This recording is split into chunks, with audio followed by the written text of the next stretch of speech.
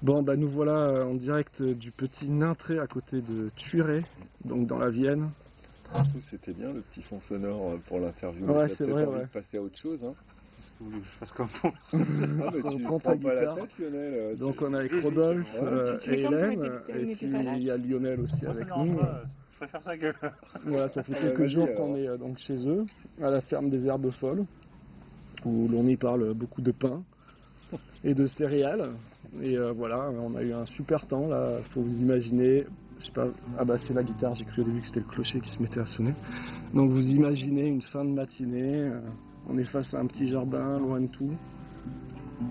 Voilà, avec la petite ambiance.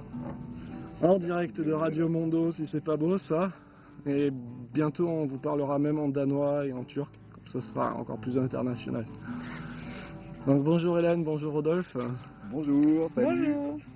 Bon, merci de nous accueillir, merci de vous accueillir. Merci de vous accueillir chez vous. Merci de nous accueillir. Bien, voilà, alors, présentez-vous tout d'abord, quelles sont vos activités et puis aussi racontez-nous pourquoi vous en êtes venu là. Waouh, ça c'est le problème des questions de Boris. C'est que une question simple avec des réponses simples, mais en fait il faudrait 3 heures pour répondre à chaque fois. Ouais, mais après on reste trop dans une vie Ouais. tu sais, de vitrine et de superflu quoi. Hélène, à toi l'honneur. Oh non. Mais là c'était juste de la galanterie. Oui, ben je remballe ta galanterie pour une fois et Bon, là d'accord. j'ai besoin que tu introduises Donc le sujet. Là, moi, alors, on va dire que j'essaie de devenir paysan, ce qui n'est pas encore vraiment le cas, mais ça ne devrait pas tarder, là, ça y est, enfin. Et en attendant, je fais de la farine et du pain. Voilà, c'est mon activité principale pour le moment. Et pourquoi alors justement tu t'en es venu à la farine et au pain? Alors, il faut que j'arrive à te répondre rapidement. Non, là tu peux t'étaler un peu plus. Ouais, c'est un long cheminement, c'est pas un aboutissement parce que je considère que c'est qu'une étape, mais c'est un long cheminement. On va dire que après avoir fui le présent, puis fui l'Occident, puis fui le passé, et puis fui finalement, du coup je m'étais posé en Afrique pour voir si c'était un peu mieux là-bas, et refui l'Afrique, enfin fui c'est pas forcément le bon mot, mais finalement je me suis rendu compte que bon bah j'étais blanc, que j'avais des origines paysannes quand même fortement ancrées dans mon enfance et je me suis dit bon bah voilà, accepte-toi tel que tu es et reviens un peu vers tes sources, ça a du sens aujourd'hui pour moi et pour le reste du monde, j'ai la prétention de le croire. Donc et j'aimais le pain.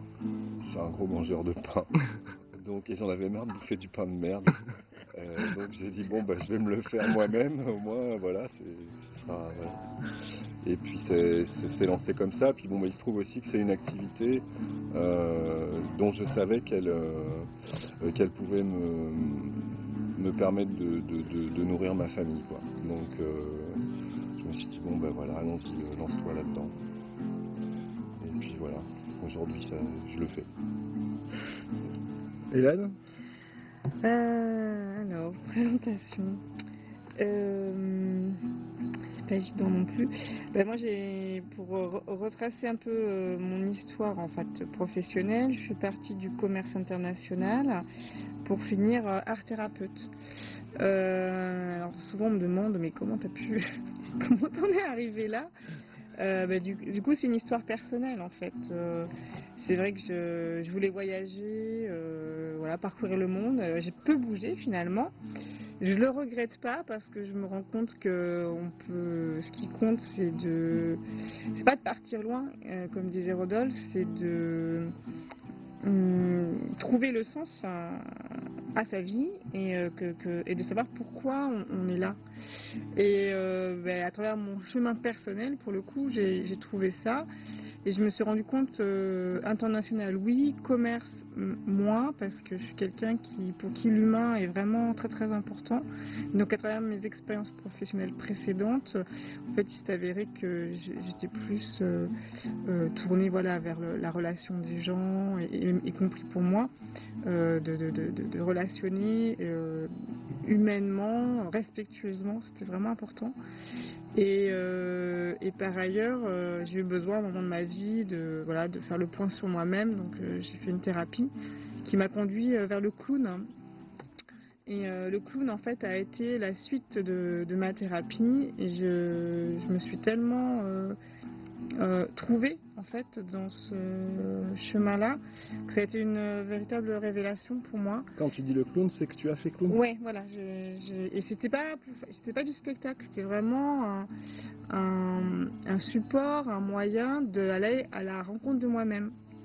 Mais dans la jubilation, en fait, vraiment dans quelque chose de jubilatoire et de ludique aussi. Et ça, c'était important. Et ça m'a vraiment apporté une grande liberté dans ma vie au quotidien. Mais quand tu dis pas dans le théâtre, c'est-à-dire Parce qu'il n'y a pas de représentation, il n'y a pas de spectacle. Je veux c'est dire. que toi, dans ton caractère à toi. Non, disons que c'est des ateliers qui sont, c'est des groupes qui sont constitués.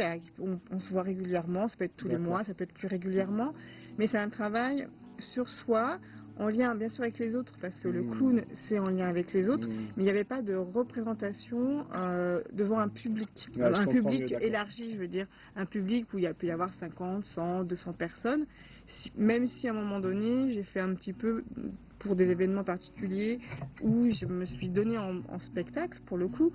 Mais bon, ça c'était différent, c'était choisi, même c'était travaillé et voulu, mais ce n'est pas, je sens bien que c'est pas ma vocation. La vocation que j'ai trouvée, c'est vraiment à travers le clown, comment aller à la rencontre de soi et aussi des autres et de mieux et de vraiment de se libérer d'un tas de choses en fait. Et ça m'a vraiment apporté de la liberté dans ma propre vie et j'ai un point où j'ai voulu partager en fait cette expérience avec les autres. Donc aujourd'hui, voilà, j'anime des ateliers. Je me suis formée aussi en clown relationnel en Belgique pour intervenir dans les hôpitaux, les maisons de retraite, etc. Et je me suis, du coup, j'ai aussi suivi ces 3 dernières années une formation en psychothérapie pour en fait aller plus à l'accompagnement, l'écoute des personnes qui sont en difficulté, je dirais, voilà, plutôt psycho-émotionnelles. Et je les accompagne, voilà, dans cette phase, voilà, dans ces phases-là, ces étapes, et avec plein d'outils différents en fait. Donc ouais, voilà, mon chemin il est là, il est dans l'accompagnement des autres. Parce que là, du coup, oui, l'identité de la ferme des Herbes Folles, c'est en fait ce rapprochement entre le monde du pain, de la farine et de la céréale, donc avec la terre qui est très présente, et donc l'approche soin au niveau du psyché des personnes avec le personnage du clown, c'est ça? Ouais. D'accord. Et du coup, comment vous le mariez si vous deviez présenter finalement vos activités à quelqu'un qui est interpellé par ce que vous venez de présenter, qu'est-ce que quelqu'un va venir trouver à la ferme des Herbes Folles? C'est-à-dire que c'est en devenir tout ça, parce que c'est l'embryon. La création de l'activité de la ferme a demandé un tel investissement, si tu veux, en matière d'énergie, d'implication, que assez vite, bon déjà même quand j'étais seul à vraiment porter ce projet-là, Hélène du coup portait la famille, et ça lui demandait elle aussi tellement d'investissement qu'il lui était difficile de vraiment développer sa propre activité. Elle en a profité pour continuer à se former, approfondir sa formation pendant ce temps-là. Elle a toujours pratiqué, mais ça restait quand même un niveau de pratique quantitativement assez faible. Et très vite aussi, j'ai eu besoin qu'elle me seconde et qu'elle s'implique dans l'activité de la ferme, ce qu'elle a eu la gentillesse de faire, mais bon, j'ai la faiblesse de croire qu'elle y trouve aussi du plaisir. Voilà, donc on fonctionne très très bien ensemble sur cet aspect-là. Maintenant, on en est arrivé à un stade au bout de 4 ans où on peut se permettre maintenant de réinvestir et financièrement et en termes d'énergie sur le développement de son activité. Donc maintenant on va essayer de rééquilibrer les choses et de faire émerger cette dimension-là qui est portée plus par Hélène, qui m'intéresse aussi. J'ai fait du clown, là je vais entamer une formation de 2 ans, la même qu'Hélène, autour de l'accompagnement psycho-émotionnel aussi, même si j'ai pas forcément l'intention de devenir accompagnant moi-même, mais voilà, je veux pouvoir me saisir de cette dimension et y intervenir sous une forme qu'on n'a pas trouvée encore. Donc on voudrait essayer de mener de front ces deux aspects-là. Et on a trouvé ce matin, enfin moi j'ai fait la connexion ce matin en discutant avec toi et je me suis rendu compte que le point commun c'était le soin, quoi. Donc à la ferme on va dire qu'on apporte un soin à la terre et aux gens qui consomment le produit qu'on élabore. Et en même temps, Hélène apporte sa dimension de soin plus psycho-émotionnel et tout ça est en réalité parfaitement cohérent. Donc maintenant on va essayer de développer ça harmonieusement, quoi, les deux roues ensemble, quoi. Et est-ce que si on se projetait, qu'on pouvait imaginer que vous soyez en rythme de croisière, est-ce que du coup le pain, vous l'envisagez non seulement comme un produit consommable fini, mais aussi comme un volet, je ne sais pas si le mot pédagogique rentrerait dans la dimension guérison, mais en tout cas comme un moyen justement dans le cadre d'une thérapie qui puisse permettre vraiment par exemple à une personne de se reconnecter avec le vivant et le lien Moi avec j'y la ai terre. très souvent pensé parce qu'on est vraiment dans le travail de la matière et du vivant, et c'est pas des notions anodines, et quand on travaille la matière on se travaille soi au passage. Quand on travaille son lien au vivant, on se travaille soi aussi. Et ça, j'y pense depuis le début, en fait. Et j'ai parfaitement conscience que la façon dont on travaille le pain, ça peut être un exercice en soi bénéfique dans un processus de construction personnelle. Donc ça peut être un outil à part entière aussi, quoi. Et le lien en fait entre les deux, le premier mot qui me vient c'est nourriture, tu vois. Donc, parce que le pain c'est se nourrir vraiment, du coup, voilà, pour apporter de l'énergie, mais après il y a aussi la nourriture, voilà, plus psychique, etc. Et pour moi, les deux effectivement se mélangent.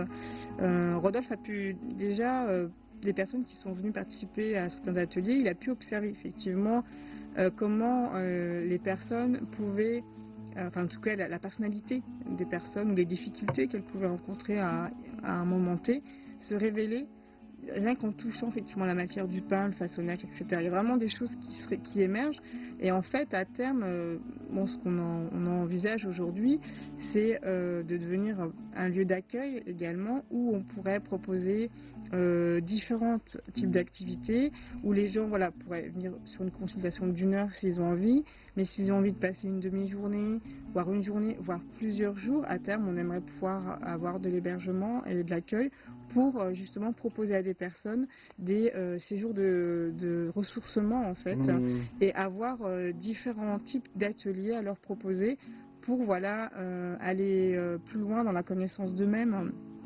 et de s'enrichir et d'être au plus près, voilà, du contact de la nature et d'eux-mêmes en fait. Ça veut dire accueillir du coup par la même occasion d'autres personnes qui ont des choses à proposer dans ces processus-là et qui interviendraient sur le lieu au bénéfice des personnes qui séjourneraient là, quoi. Je pense que ça c'est vraiment c'est notre objectif final commun, quoi. Voilà. Un lieu où on vient se faire du bien, quoi. Et quand il y a donc cette vision de se trouver à travers le travail sur la matière, est-ce que vous trouvez vrai finalement d'imaginer que l'attitude qu'on a avec la planète c'est une expression sous moi profond, et finalement de se dire que la trace que l'homme laisse sur la terre c'est aussi son expression de sa spiritualité, auquel cas on pourrait peut-être interpellé par le niveau culturel et spirituel que propage actuellement notre humanité, ou est-ce que vous pensez que non, c'est vraiment déconnecté, que bon, malgré les pollutions et l'urbanisation à outrance du vivant, c'est pas forcément caractéristique en effet d'un état spirituel et qu'on... Si j'ai bien compris ta question, Boris, effectivement c'est connecté, que ça rejoint un peu le discours de Rabbi quand il parle d'élévation des consciences. Oui, on peut dire que l'état de la planète aujourd'hui et du rapport des êtres humains à la planète témoigne d'un état de conscience quand même extrêmement faible. Donc oui, c'est complètement connecté.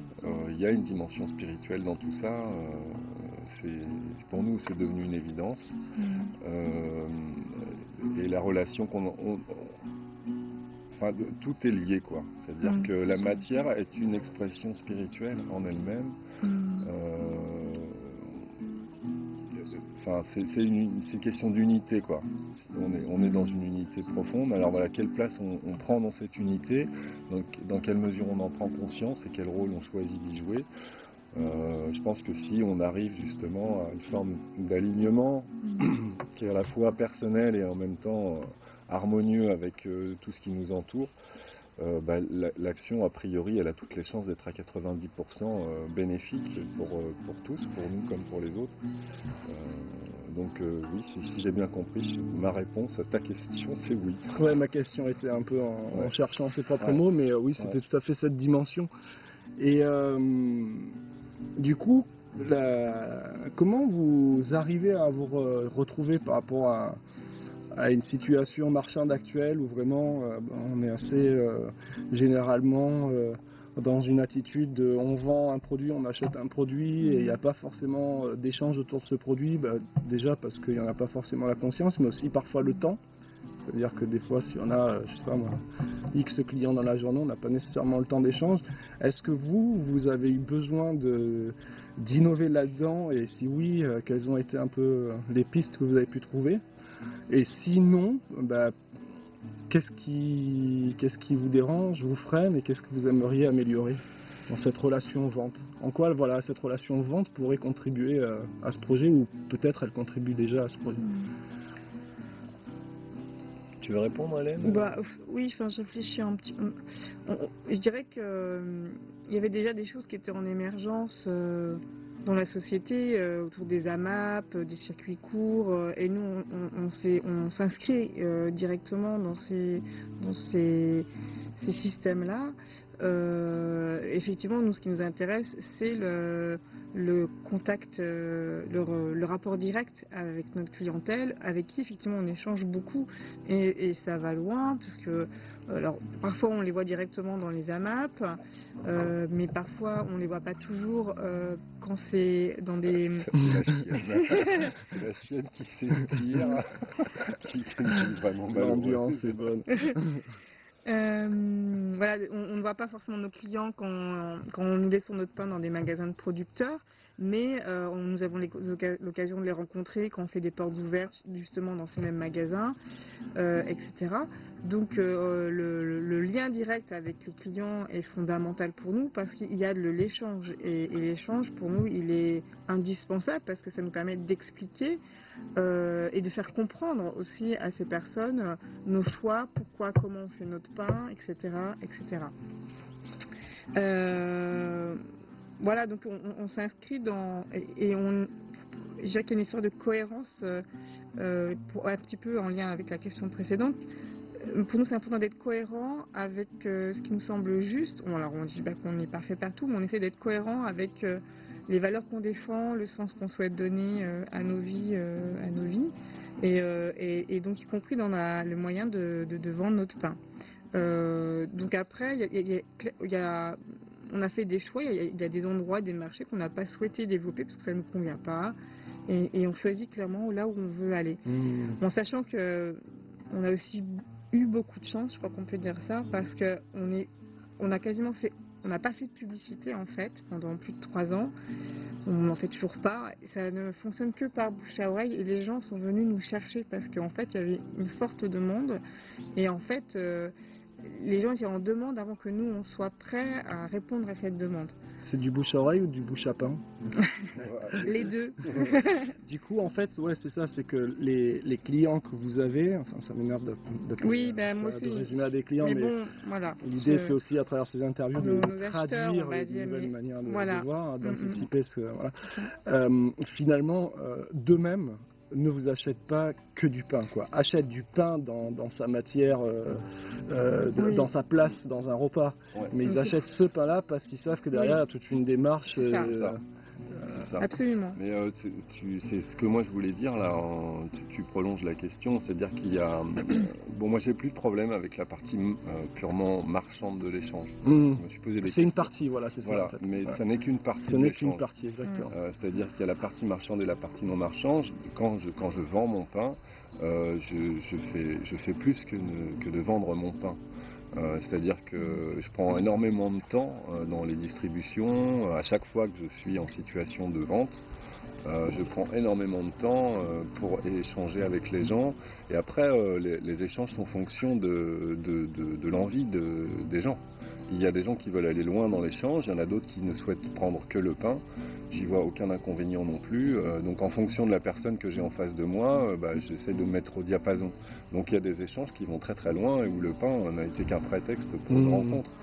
Donc, et de ce point de vue-là, c'est une des parties qui sont très satisfaisantes dans ce travail-là. C'est qu'on vend notre pain majoritairement à des gens qui nous ressemblent. Donc, alors je ne dis pas qu'il faut rester qu'entre gens qui se ressemblent, mais on va dire qu'il y a il y a un socle minimal d'affinité qui fait qu'on peut entrer tout de suite dans un niveau d'échange qui est intéressant. Ça, c'est la partie non marchande. Effectivement, comme tu le dis, les gens à travers ce pain, ils achètent plus qu'un simple pain, ils achètent une démarche à laquelle ils adhèrent et qui sont heureux de soutenir. Donc ça c'est un autre aspect. Et pour ce qui concerne l'aspect purement économique, je sais qu'en termes, par exemple sur la définition du prix, c'est pas un acte anodin. On essaie de faire en sorte que notre pain soit abordable, mais sans descendre pour autant en deçà d'une limite qu'on estime qu'on estimerait ne pas accorder suffisamment de valeur à ce qu'on fait. Et l'argent aujourd'hui, je le considère comme une forme d'énergie qui est ni bonne ni mauvaise, c'est ce qu'on en fait qui la caractérise. Donc je sais que nous, pour développer ce qu'on a envie de développer, on a besoin d'argent. Pour continuer à aménager le lieu, pour bâtir une structure d'accueil, pour améliorer les conditions de travail, enfin tout un tas de choses, et ça nécessite des investissements. Donc j'ai aucun scrupule à demander un échange monétaire. Et globalement, je pense qu'il est assez juste. Si je devais calculer mon salaire horaire et je divisais le SMIC par 2, je serais encore en dessous.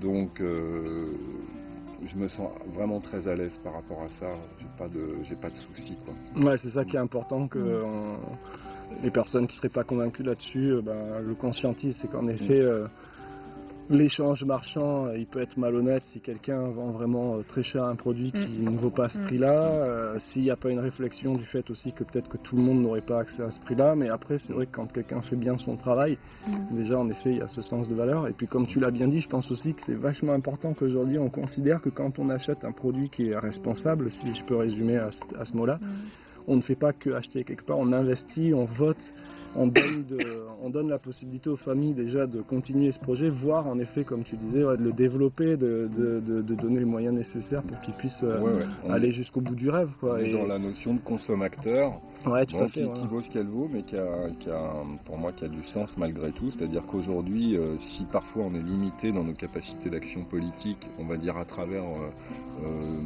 la démocratie officielle, en place. Par contre, parfois on a aussi à côté de ça une capacité d'action dans nos choix de consommation. Et voilà, il faut s'en saisir quoi. Un petit mot de la fin, qu'est-ce que vous voudriez dire aux gens qui vous écoutent que vous n'avez pas tout le temps l'occasion de dire, ou alors des choses que vous répétez chaque jour et qui vous semblent très important de répéter encore aujourd'hui? Moi j'ai envie de dire aux gens, osez quoi. Allez-y, foncez, n'ayez pas peur, n'ayez pas peur quoi. Sortez de vos gonds, sortez de ce qui vous limite, sortez de vos peurs, on en a tous, et allez-y, faites confiance quoi. Ça passe. Hélène? Oui, ayez confiance en vous. Voilà, l'audace. Quand je parle du clown, je parle souvent de l'audace. Et parce que justement, le clown permet d'avoir cette audace en fait, de se permettre. Et avoir confiance en soi, c'est ce qui fait que. Et avoir confiance en la vie aussi, pas tant que soi, c'est-à-dire en la vie. Et prendre le temps aussi de regarder un oiseau qui vole, une fleurs qui s'ouvrent. Enfin voilà, aussi profiter de ce qui nous entoure, de chaque moment. Tant que ça nous entoure. Voilà, chaque moment est important. Quand tu dis avoir confiance dans la vie, c'est-à-dire que si tu te fais confiance en toi, a priori, les bonnes il y aura choses, les bonnes choses. tu vas vont- attirer, voilà, c'est ça. tu vas attirer les bonnes choses vers toi. Un. Ouais, sourire à la vie. Et Ouais. la vie sourit de toute Voilà, façon par se définition. sourira, quoi. oui. Voilà, c'est ça. Ben, merci beaucoup pour votre témoignage. Merci à toi. Merci Et, Boris. Et merci et- à Lionel. Trop bon. Voilà. Donc, eh bien, à bientôt, chers auditeurs. Voilà, nous étions juste à côté de Thuré. Alors, il faut faire attention si vous vous rendez sur place, évidemment, vous contactez Rodolphe et Hélène auparavant. Et puis, en fait, une fois à Thuré, vous faites bien attention parce qu'il y a les petits Nintrés et le petit Nintré. Et c'est au singulier où il faut aller. Non, le pluriel. Boris, tu t'es trompé. Nous, c'est le pluriel. C'est Ah, les. c'est les petits. Ah, Nous, j'allais c'est les- vous- voilà, D'accord, nous, donc c'est vous les allez petits vers Nintrés. les ça petits se mérite, Nintrés. quoi. On n'arrive pas Parce que comme ça. hier, du coup, j'étais tout content d'avoir trouvé le petit Nintré et en fait, c'était pas tout à fait au bon endroit. Si vous en êtes là, c'est que vous n'êtes plus très loin. Allez, à tout bientôt. C'était Radio Mondo.